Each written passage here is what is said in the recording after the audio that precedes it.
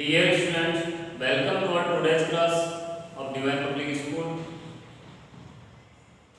आज हम वापस प्रॉपर्टी का रिवीजन करेंगे, लेकिन प्रॉपर्टी के रिवीजन से पहले मैं आपको चैप्टर का अपना नाम है इंटीजर्स। तो इंटीजर्स क्या होते हैं, इंटीजर्स कैसे लिखते हैं, इंटीजर कौन कौन से होते हैं, ये सारी चीज़ मैं आपको क्लियर कराऊंगा। इसके बाद में प्रॉपर्टी आपको पढ़ाऊंगा। तो सबसे पहले चीज़ है इंटीजर। इंटीजर क्या होता है? इंटीजर जीरो से स्टार्ट करते हैं। जीरो से स्टार्ट करते हैं तो जैसे मान लो ये मैंने ले लिया लाइन, यहाँ मैंने जीरो लिख दिया। जीरो से राइट हैंड साइड कितनी भी हम संख्या लिख सकते हैं, 1 2 3 4 5, और लेफ्ट हैंड साइड माइनस में कितनी भी संख्या आगे लिख सकते हैं। इन सारी संख्याओं को हम इंटीजर्स का नाम देते हैं। अर्थात जीरो से राइट हैंड साइड पॉजिटिव में और जीरो से लेफ्ट हैंड साइड नेगेटिव में जिस संख्याओं को हम लिखते हैं उन्हीं संख्याओं को, और संख्याओं को हम इंटीजर्स बोलते हैं। इसमें जीरो भी शामिल है, जीरो भी एक इंटीजर है। ये आपको समझ में आ गया होगा। इसका यूज क्यों करते हैं? जब भी हम सवाल करते हैं सबसे पहले हम इंटीजर्स का यूज करते हैं। ये ध्यान रखें, नंबर ही एक इंटीजर है, बस इतना सा अंतर है। इसमें जीरो, पॉजिटिव और नेगेटिव सारी संख्याओं को शामिल करने के बाद जो चीज़ बनती है उसे हम इंटीजर्स का नाम देते हैं। क्लियर यहाँ तक? अब हम चलते हैं क्लोजर प्रॉपर्टी। अब क्लोजर प्रॉपर्टी के अंदर हम सबसे पहले चलते हैं एडिशन की। क्लोजर प्रॉपर्टी एडिशन के अंदर एप्लीकेबल है या नहीं है, एडिशन में लगा सकते हैं या नहीं से लगा सकते हैं। तो सबसे पहले हम लेते हैं a प्लस बी। यहाँ तक आगे समझ में। अब a का वैल्यू हम मान लिया जाए, मैंने 2 मान लिया, 2 प्लस 3 मान लिया, तो इसका मतलब 5 होता है। 5 भी एक इंटीजर है, इसलिए हम कह सकते हैं कि प्रॉपर्टी इसमें एप्लीकेबल है, इसमें हम लगा सकते हैं। इसी प्रॉपर्टी को हम सब्ट्रैक्ट लेते हैं। सब्ट्रैक्ट के अंदर a माइनस बी हमने लिख दिया, तो इसमें हमने लिख दिया है यहाँ 2 माइनस 3, यहाँ माइनस की 3 आएंगे। माइनस 3 भी एक इंटीजर है, इसलिए प्रॉपर्टी भी इसमें एप्लीकेबल है। इसके बाद चलते हैं हम मल्टीप्लाई।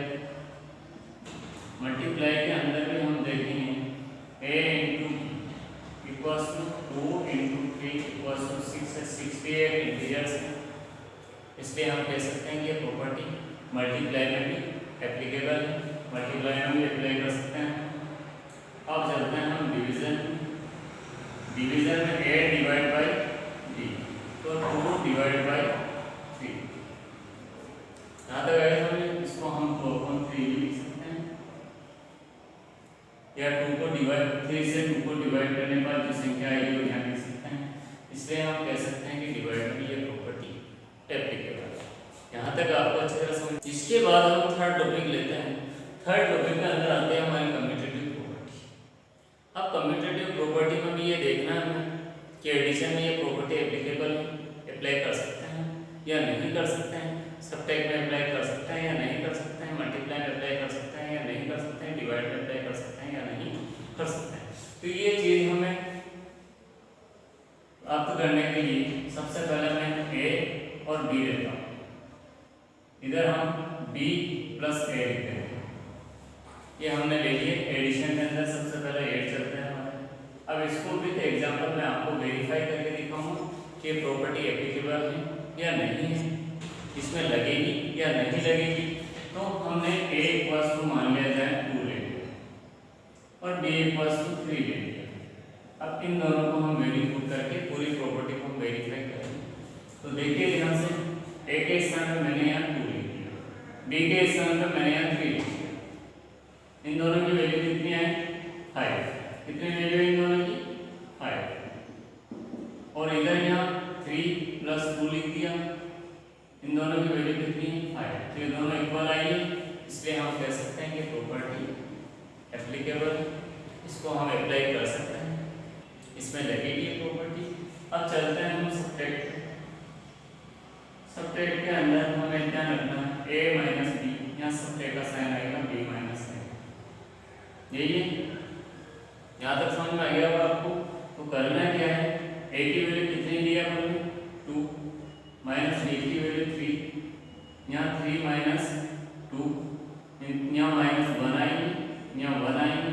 देखो माइनस 1 और 1 में बहुत डिफरेंस है, इन दोनों बराबर नहीं होने के कारण हम कह सकते हैं ये प्रॉपर्टी एप्लीकेबल नहीं है, इसको हम अप्लाई नहीं करेंगे। क्लियर, समझ में आ गया होगा आपको। अब हम चलते हैं मल्टीप्लाई के अंदर देखते हैं कि ये प्रॉपर्टी लगेगी या नहीं लगेगी। मल्टीप्लाई में a into b equal b into a, तो 2 a की वैल्यू और 3 b की वैल्यू है, यहाँ 3 पहले लिखेंगे और 2 बाद में लिखेंगे, दोनों को मल्टीप्लाई करेंगे इससे। इसको वेरीफाई करने के बाद ये हमें पता चला कि इस प्रॉपर्टी को हम अप्लाई कर सकते हैं क्योंकि दोनों की वैल्यू इक्वल है। अब चलते हैं हम आगे डिवीजन में।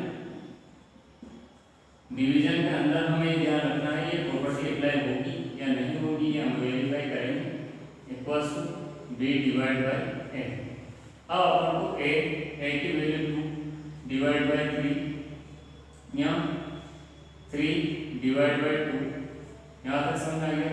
अब इसको हम डिवाइड में ना लिख के अपॉन में लिख सकते हैं, और इधर यहाँ डिवाइड में लिख के अपॉन में लिख सकते हैं। 2/3 और 3/2 दोनों रेसिप्रोकल है, दोनों इक्वल नहीं है, इसलिए हम कह सकते हैं कि प्रॉपर्टी हम इसमें अप्लाई नहीं कर सकते, ये इसमें एप्लीकेबल नहीं है।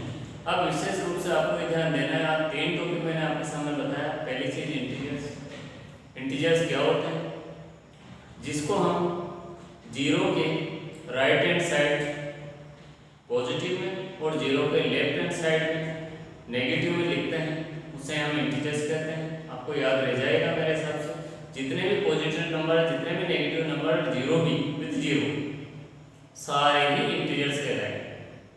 पहला टॉपिक क्लियर। दूसरा टॉपिक हमारी क्लोजर प्रॉपर्टी के अंदर एडिशन में भी एप्लीकेबल है, सब्ट्रैक्शन में भी एप्लीकेबल है, मल्टीप्लाई में भी अप्लाई कर सकते हैं, डिवाइड में भी अप्लाई कर सकते हैं।